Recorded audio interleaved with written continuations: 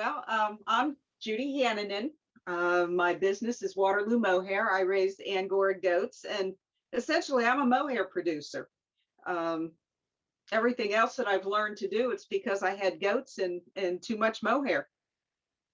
So, what I have today is, oh, surprise, mohair. Um, we have everything from kid to adult. This is some black kid. We had some cute boys born last spring. This is their first clip. And can you show us a lock up close? It's possible.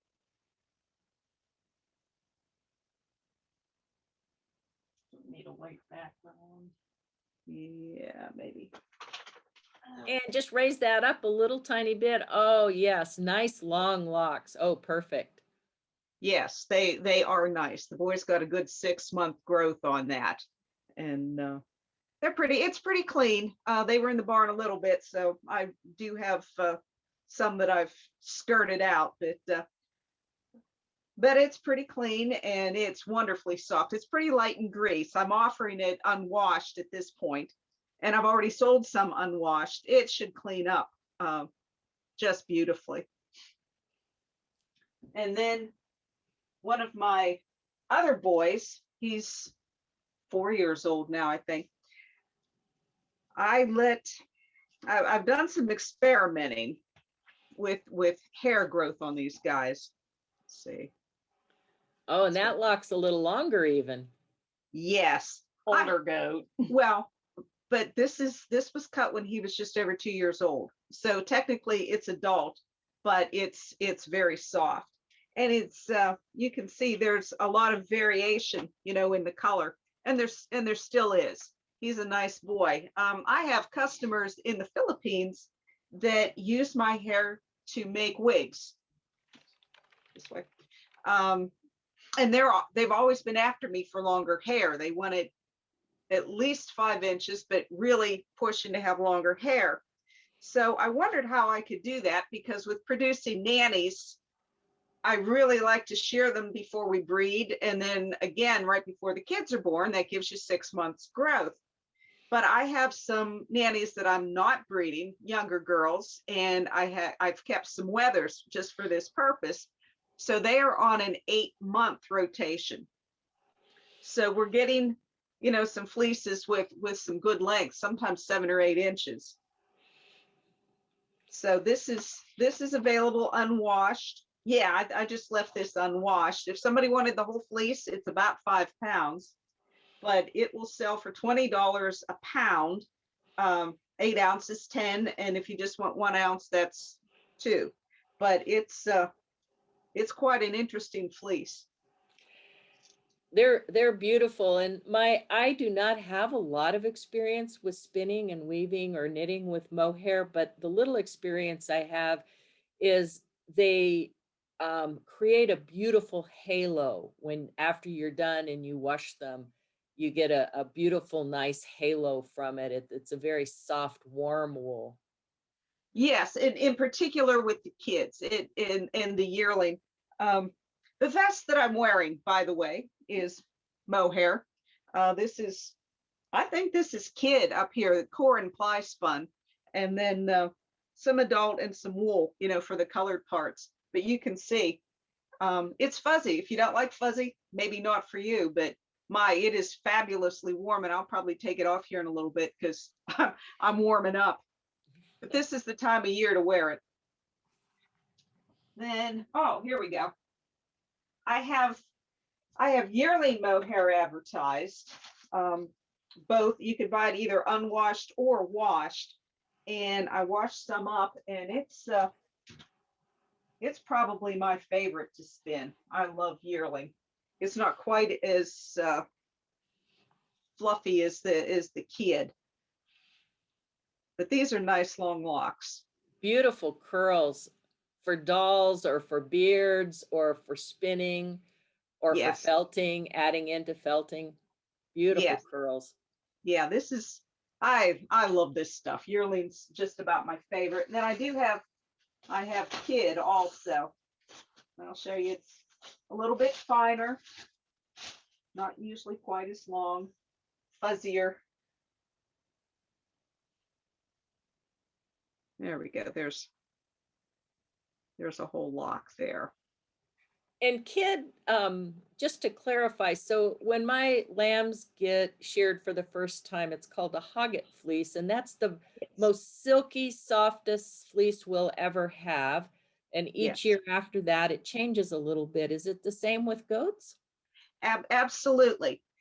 This is first clip kid here, and this is sheared when the kids are 6 months old. So it's a fall clip, and it's usually one of my cleanest because they're out on pasture all summer.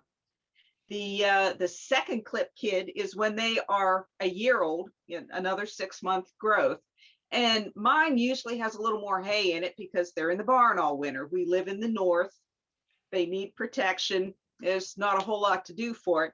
But again, it's a really nice fine clip. And I used to sell when reborn babies were all the rage. I couldn't keep second clip kid in. They just bought it hand over fist because it's fine. It's just really fine. The yearling clip is when the goats are actually 18 months old. Again, it's a fall clip and it's nice.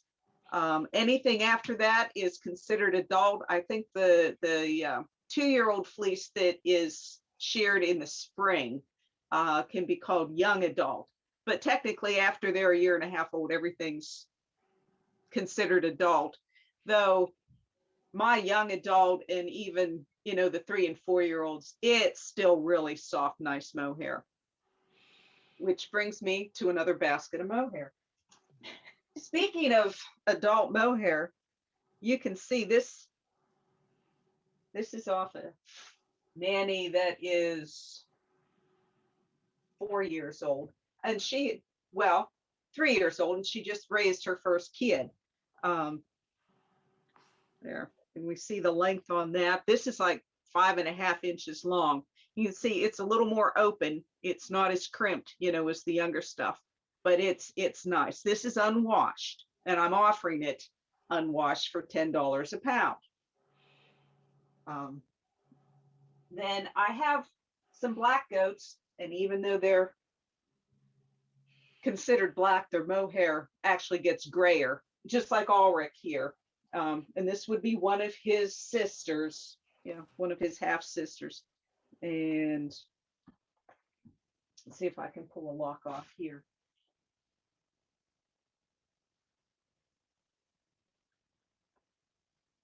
There we go.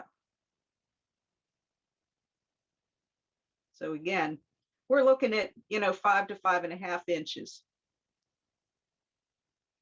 Can you see that? Whoops, slidey. Yeah, it is slippery.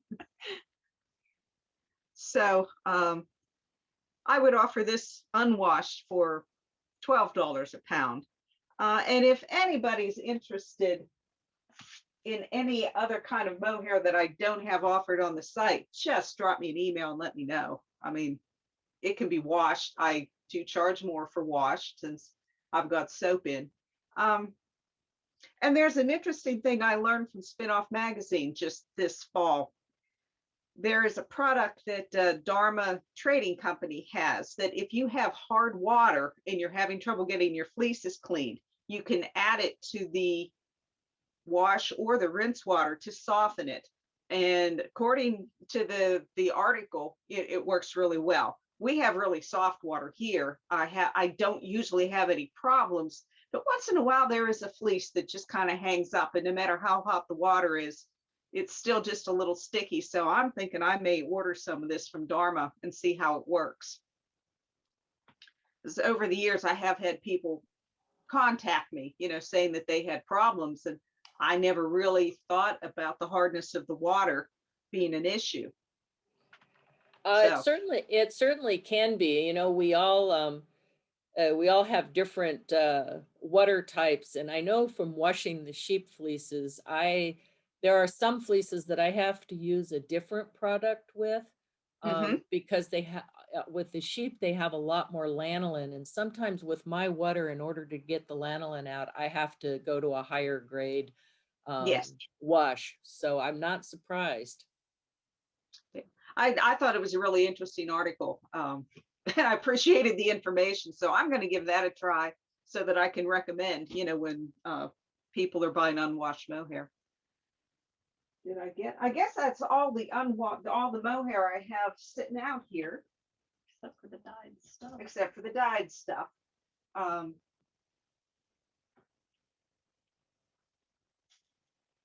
I have lots of dyed mohair, and I have some of it advertised. I think I've got 10 different colors on the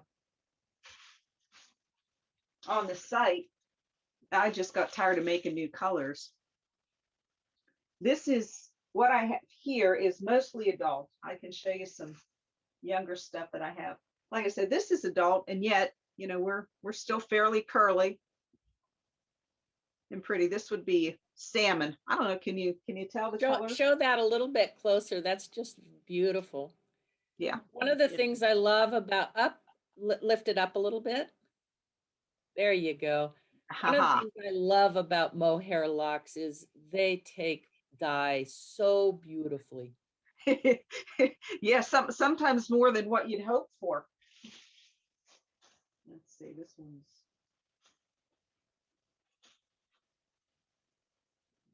there's some cherry. I don't think it's a whole lock out there or not. Yeah. Didn't know we were going to need your arm. That one's cherry. Yeah, that looks about right. I get frustrated trying to get good pictures taken. This isn't something that I've ever spent much time doing. And to get pictures of the mohair that actually, where the color shines through true, it makes me crazy. I think we all have that challenge. Photography is not, for most of us, our first skill. Yes. And I didn't know it was going to need to be. I was not prepared for this at all. So those are some of the colors. I have this one. And you sell these by the ounce, and they're on your marketplace. Yes, by the ounce, $4 an ounce. And again, if somebody wants a mixed bag, we can do that. They want larger amounts, we can do that. They want different colors, I'll just force me into dyeing mohair. This is kid. This is first clip kid. Yeah. Oh, that's beautiful. I can be entertained for hours dyeing mohair. This I soaked it, got it nice and wet, floated it in the dye pot, and then just sprinkled crystals on top of it. And oh wow. And that's what happened. Sometimes you don't know what's going to happen when you do that, but most of the time it works pretty well. And I have that one for, I think that's 2 ounces for $12. And this one I haven't put on just because I just found the bag. I knew I had it somewhere. Oh, twisty ties. Yeah, twist ties. And it showed up the other day. I went, oh, okay. And again, I know from talking to you the other day, you were also a fabulous weaver with lots of experience. Yeah, I worked with in Sigrid Pirrock's art studio for about 10 years. That would be the Allegheny River Textile Studio in Emlenton, Pennsylvania. And it was just a fabulous opportunity to really, I had some weaving skills before I got there, but man, I picked up speed, I picked up ability and learning patterns. She really liked working with fine threads, where most of what I do here at home is a little bulkier, but yeah, a lot bulkier. Now here, this is a broken twill pattern. It's a nice drapey scarf. I had them rolled up. Come here. Oh wait, I like it like this. There we go. And it's made, you have your own beautiful model. How nice is that? I do. There. Can you turn just to, how's that? Oh, so pretty. Oh, that's Yes. beautiful. Yes, this is made from that fiber we talked about that we can't mention the name, but it's a lot like rayon, only it doesn't stretch when it gets wet, and it's shiny. Handles like silk. That we are referring to a fiber that many of us use who we have been contacted and they do not wish us to use their trademarked name for their fiber. So all we can say is that it is extruded wood. It's very commonly used by spinners and weavers. It's readily available, and we are not allowed to say the name of it for whatever trademark reasons that the company has. So, so there we have it. Yeah. I think I might mention to the company, if they don't want us to mention their name, maybe we'll quit using their product. Which is Well, sad because it's really pretty. Yeah. yeah, you know, I actually am having a conversation with them, and as I told you, and I'll tell our audience, I think sometimes the big companies don't realize what the hand spinners and weavers are doing out there, and they're focused more on the commercial projects, and they don't see our beautiful handmade things. So I'm trying to introduce them to that and say, but we use your products too. Those are beautiful scarves. Can you show us to them just kind of up a little bit close? Let's see if we can get the perfect place. Oh, that's beautiful. Lovely. And And you do these, that on a 4-shaft? no, it's 8. It's an 8 harness weave. It's a broken twill, and it's in Carol Strickland's book. And I actually wove them 4 at a time. I had them warped all 4 different colors across the loom. I have a shock standard, and it does not like to weave narrow things. It gets very cranky if you would try to weave just a narrow scarf. So I could have done just 2, but I did 4 of them across. I think I've got pictures of that too. And it worked a lot better than I thought it would. It takes longer when you're weaving 4 at a time, but then when you're done, you've got 4 scarves instead of 1. That is a great way to do it. I thoroughly enjoy being able to weave one after another. Yes. So I did a run of 8. And I still have 4 here. Let's Those are see. on the loom. Do you want to do the ones on the dowel rod? Yeah, let's talk about my core and ply yarn a little bit. I like a lightweight, bulky yarn. It's fun to spin.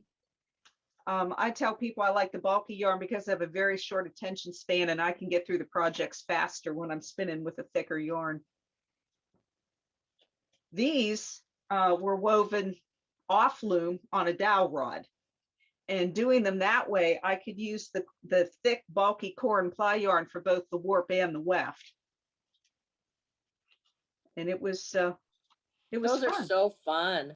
Yeah, this one's llama. In fact, I think it's almost all llama. Yeah, it's And do you probably have a Indian. llama, or did you just borrow some llama? We have guardian llamas. And we've had a llama on the place since 1997. They do just a really good job. We have a lot of coyotes in our area, and an even bigger problem is we live pretty close to a popular river, French Creek, and there are a lot of camps. And when people go camping, they bring their dogs along and they let them run loose. And I think we've probably booted more dogs out of the pasture than coyotes. Well, we just don't see the coyotes. I have. Yeah, they don't bother. Well, I've a couple times, and I got to see the llamas, go on the defense. And one bloodhound that came through a 4-strand hot wire was very determined to chase goats. And my 20-year-old llama, she was 20 years old at the time, she put that dog right in the corner. And the This dog, is probably her fleas. yeah, more than likely.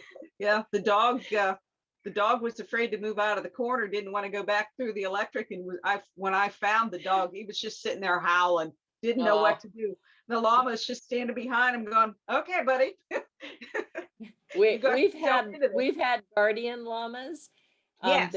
They were very old and they passed, and now we have guardian wild burros because we live in a wild burro catchment area, Oh, and cool.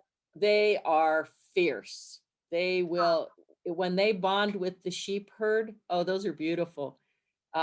They will not allow, we have a lot of coyotes. They will not allow coyotes anywhere near the sheep. They're very fierce and very protective. That's what you want in a guardian animal. I've known people. We can't get near them either, I will note. I've known people that had to take their llamas out before they could throw the billy in with the nannies, or he wouldn't let the billy get his job done. Yes. I Yeah, can see that happening. Yeah. Since we're on the scarf. Oh, fan. look at all the beautiful scarves you have. Let's see. Oh, pretty. Yeah, this one, that one has quite a bit of indigo dye in it. I do indigo dye at least once a year. I belong to the Mercer County Spinners and Weavers Guild. I was introduced to them by the woman I first got interested in goats. And she said, if you're going to raise Angora goats and have mohair, you need to know what to do with it. So she sent me to the guild, and boy, I've just never looked back. So much to learn, and our group is such a creative and generous, very generous spirited group. If you need help or have an idea.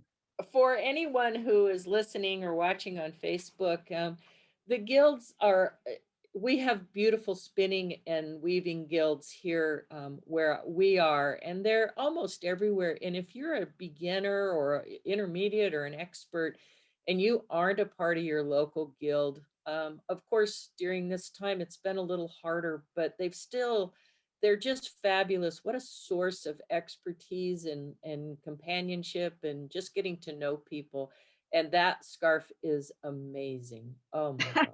That's llama, different colors of llama. Beautiful. People don't always think of llama fur as something that you can use for anything but rugs, but you'd be surprised how beautiful it can be. Yes, and as llamas became more popular, yeah, that's cinnamon and plied with mohair. Yeah, so this is llama and yeah, that's mohair. llama and mohair. It does kind of have a little halo to it. It's soft. People, instead of just sticking with the alpacas as fiber animals, they got the notion that the llamas ought to be fiber too. And so some of it really is pretty soft. We have a female that's a heavy fleeced female, and she is wonderfully soft. And then I have two that they're not quite Surrey, they'd be more like a silky, I think is how they'd be referred to. And it's just it depends on the llama. Those are beautiful, absolutely gorgeous. Yeah, this one's mohair in merino. Yes, yeah. I had some fleece turned into a core roving. It was white mohair with black merino, and it's just, I still have some left. It's a lot of fun to spin. There are so many fun combinations. Whoops. After all that work getting those bracelets on, I just knocked them all off. How are we doing for time? And we're really excited. Ashley, who was caught in an East Coast ice storm this morning, has been able to join us. So when we've seen all years, we've got Ashley and her Jacobs coming up. Oh, nice. Yeah, I do like Jacob fleece. This is kid mohair, spun core and ply. It's my favorite kind of spinning. I was not a good spinning pupil. I got very frustrated with my wheel. It looked a lot like kindling there for a while.